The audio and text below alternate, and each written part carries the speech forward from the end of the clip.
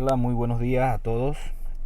Hoy quiero a través de esta presentación explicar eh, algo de introducción a la óptica, que es pues el tema que estamos viendo en esta segunda unidad de aprendizaje.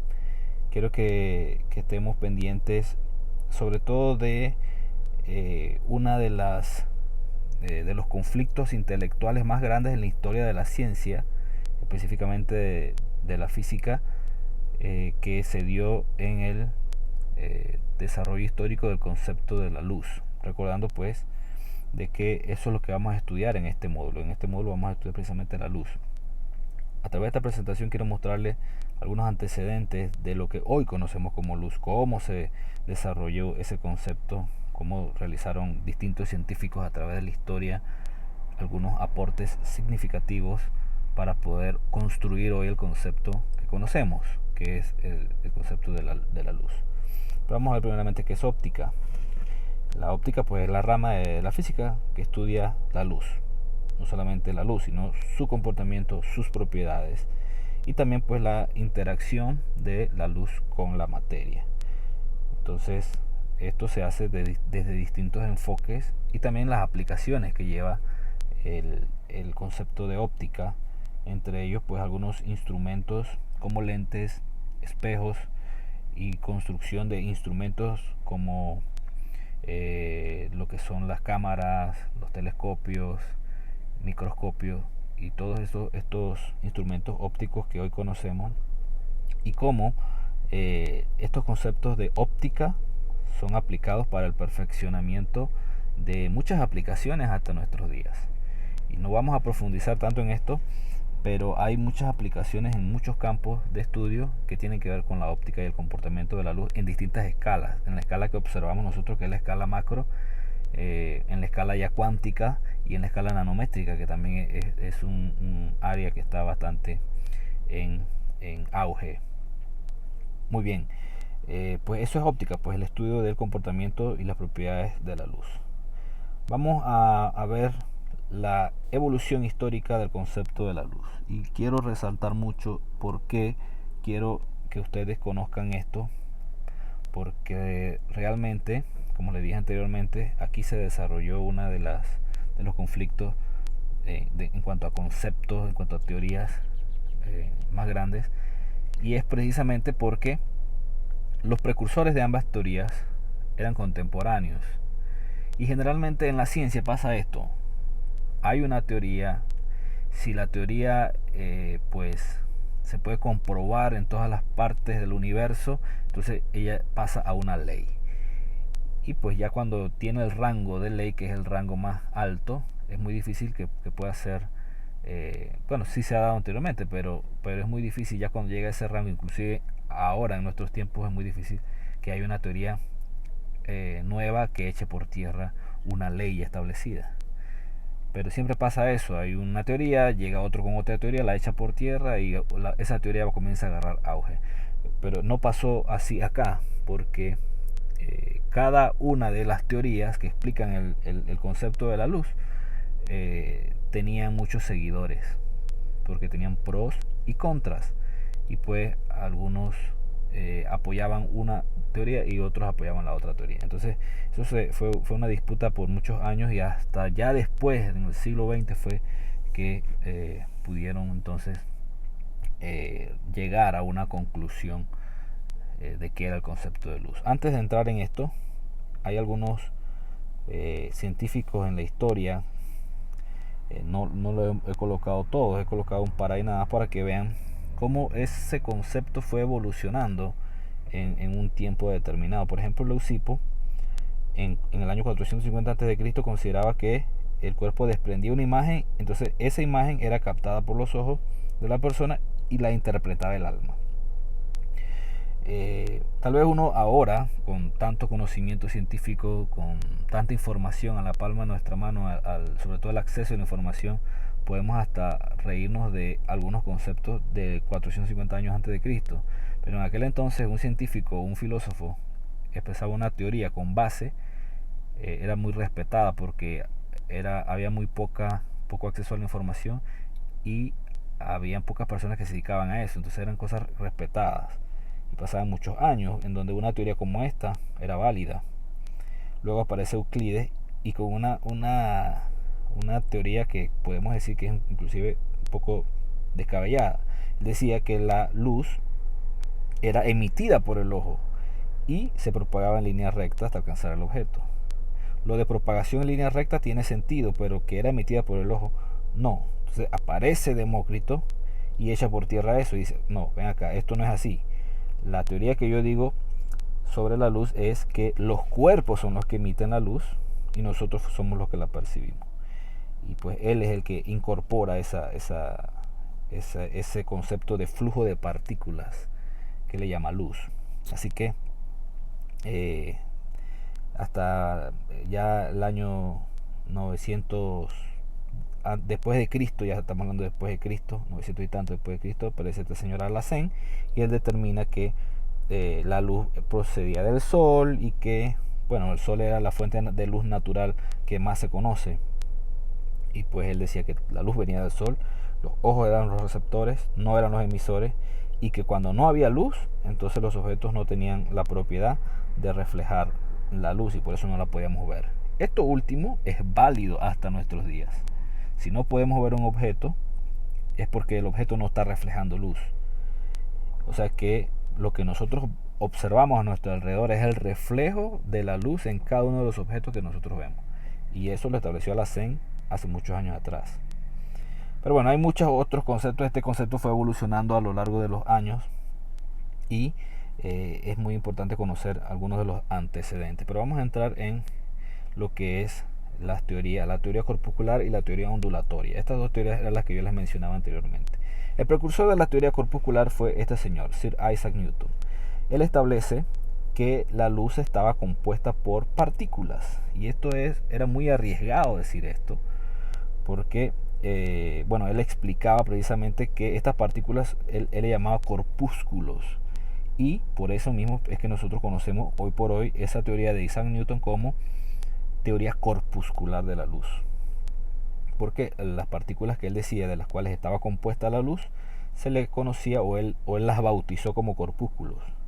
Entonces él construye esta teoría y explica que la luz estaba compuesta por estas partículas y que fenómenos de la luz como la reflexión y la refracción se explicaban muy fácilmente con esto.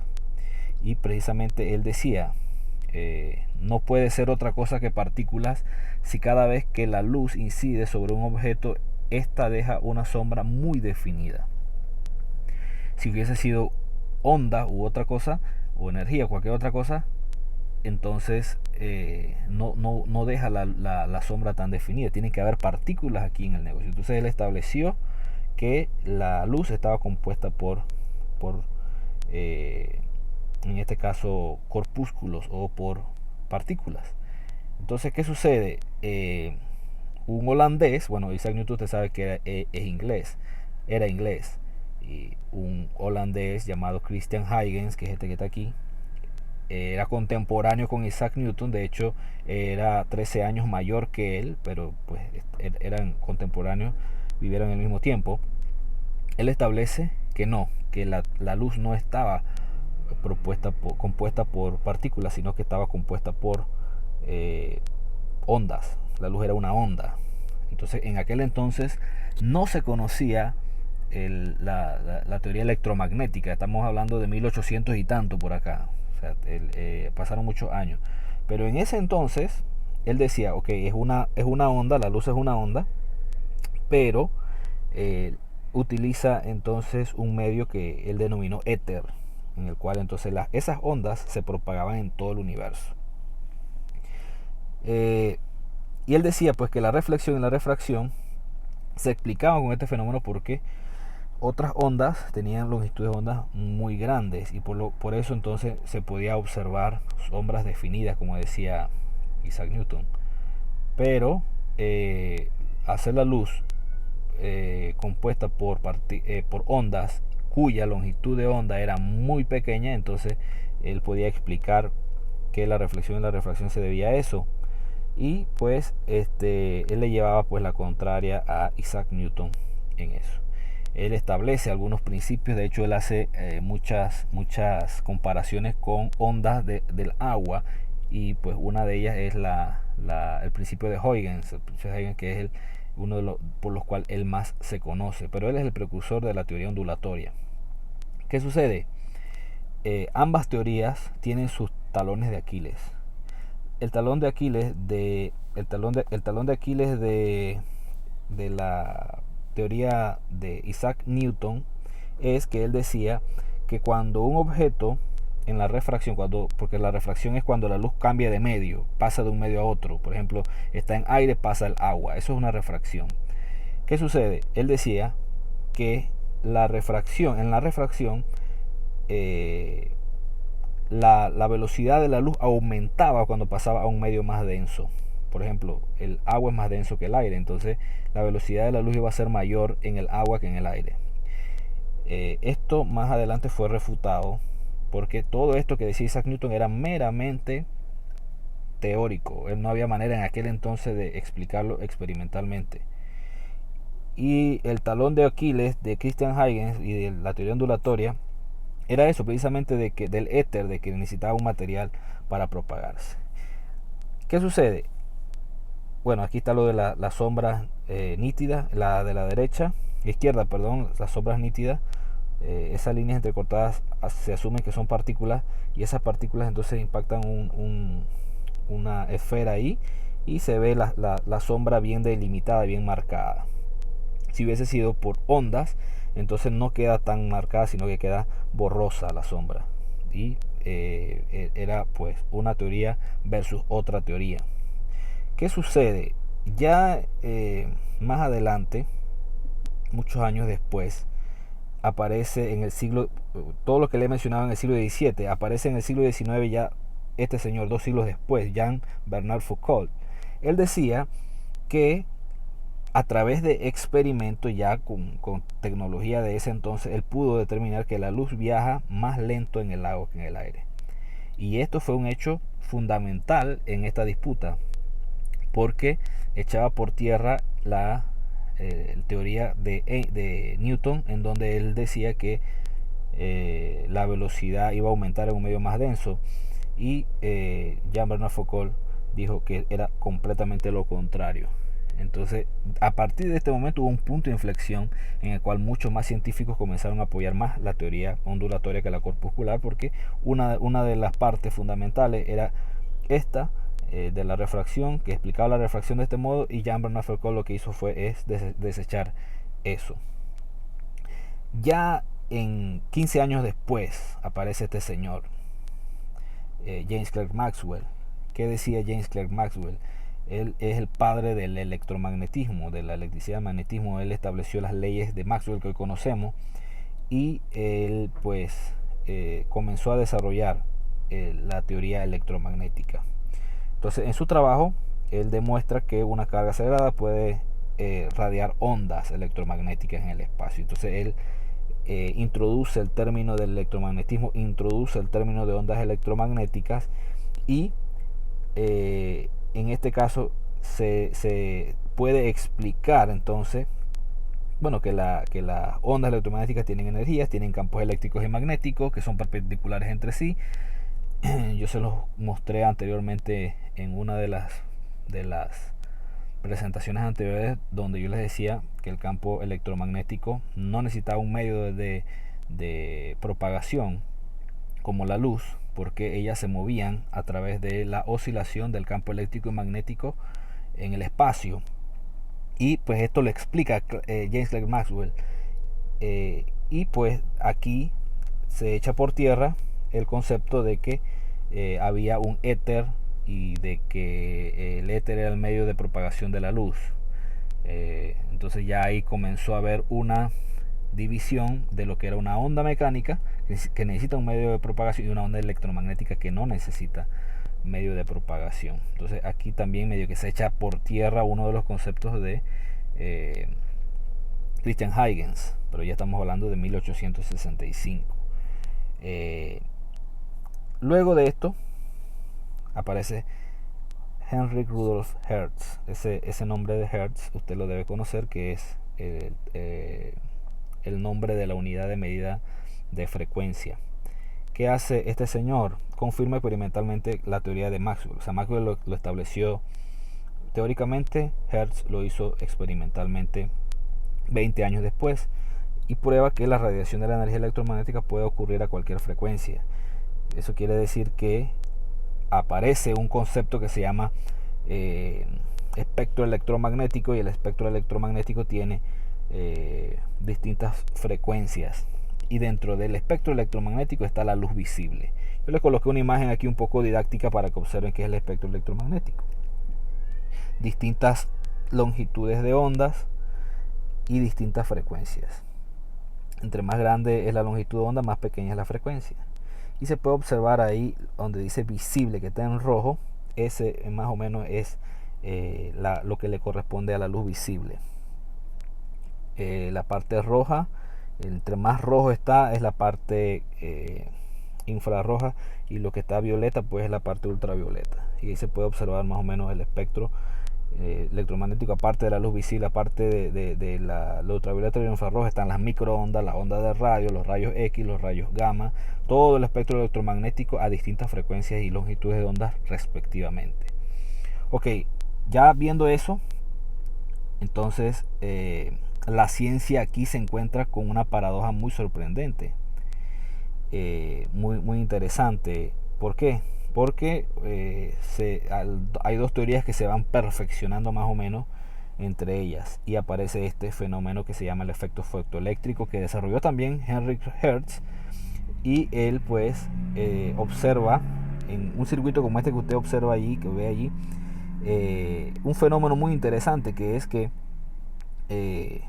con una batería en un circuito eléctrico como este se comienza a medir la corriente eléctrica con un amperímetro, y se observa que una chispa eléctrica saltaba más fácilmente entre el cátodo y el ánodo que están allí cuando había una luz de por medio.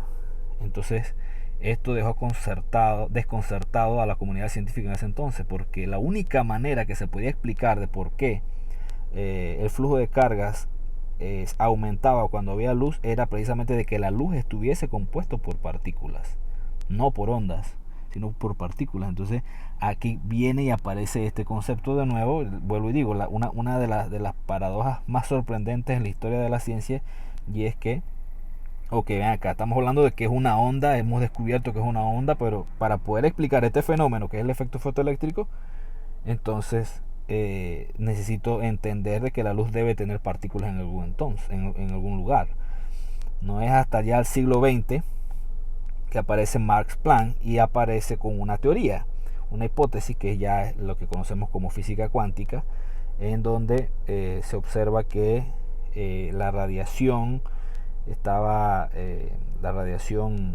electromagnética pues se basaba en la suposición de que la energía radiaba en forma continua, y él postuló que esa energía electromagnética era absorbida o emitida por paquetes que tenían energía cuantizada, o sea que tenían una cantidad establecida de energía. Y él decía pues que a ese paquete de energía se le llamó, y él bautizó como fotones, como un fotón. El fotón, entonces nace ese concepto de fotón, de que la luz y la radiación tenía o estaba compuesta por fotones, que eran partículas precisamente. Y Planck entonces relaciona la frecuencia de la luz en función de la energía y introduce una constante, esa H que usted ve es la constante de Planck.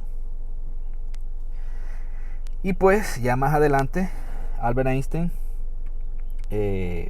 él predice matemáticamente ya lo que es la teoría del efecto fotoeléctrico, y propone que esos cuantos de luz que se le llamó fotones, Max Planck le llamó fotones, explicaba los sistemas físicos y explicaba pues las propiedades corpusculares que tenía la luz. O sea que aparte de tener naturaleza ondulatoria por tener frecuencia y estas cosas, también tenía paquetes de energía que se le conoce como fotones, que eran partículas, y también entonces poseía naturaleza corpuscular. De esta manera se cierra el círculo de la naturaleza de la luz y se define el concepto de luz como que la luz se comporta como una onda electromagnética en todo lo referente a su propagación. Sin embargo, se comporta como un haz de partículas cuando interactúa con la materia. Eso significa que la luz, después de tantos años, se llega a la conclusión de que tiene ambas naturalezas. Tiene la naturaleza ondulatoria y tiene la naturaleza corpuscular establecida por Isaac Newton en el siglo XVII.